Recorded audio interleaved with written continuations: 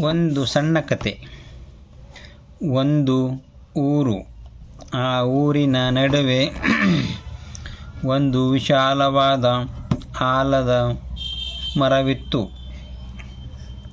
ಅದರ ಸುತ್ತಲೂ ಕಟ್ಟೆಯನ್ನು ಕಟ್ಟಲಾಗಿತ್ತು.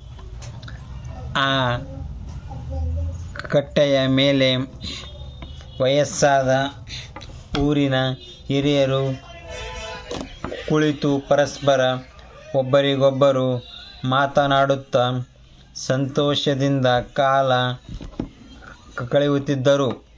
ಆ ವಿಶಾಲವಾದ ಗಿಡದ ನೆರಳಲ್ಲಿ ಮಕ್ಕಳು ಖುಷಿಯಿಂದ ಆಟವಾಡುತ್ತಿದ್ದರು. ಆ ದೊಡ್ಡ ಆಲದ ಮರದಲ್ಲಿ ಕಾಗೆ, ಗುಬ್ಬಿ, ಗಿಳಿ, ಪಾರಿವಾಳ ಮುಂತಾದ ಪಕ್ಷಿಗಳು ಗೂಡು ಕಟ್ಟಿಕೊಂಡು ಜೀವನ ಸಾಗಿಸುತ್ತಿದ್ದವು.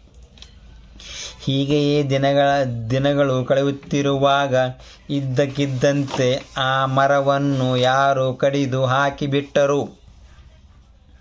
ಇದರಿಂದ ಅಲ್ಲಿ ವಾಸವಿದ್ದ ಪಕ್ಷಿಗಳೆಲ್ಲ ಎತ್ತಲು ಹಾರಿ ಹೋದವು.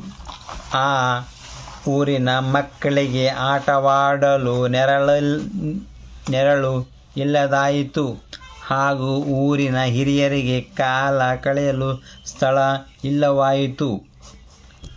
ಆದ್ದರಿಂದ ಹಸಿರೇ ಉಸಿರು ಎಂಬಂತೆ ನಾವು ಗಿಡಗಳು ರಕ್ಷಣೆ ಮಾಡಿದರೆ ನಮಗೆ ಹೆಚ್ಚು ಸಂತೋಷ ಮತ್ತು ಹೆಚ್ಚು ಗಾಳಿ ನಮಗೆ ಸಿಗುತ್ತದೆ.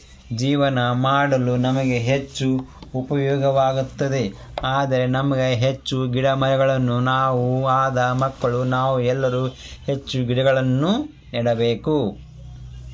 Moral of the story is we have to plant more trees.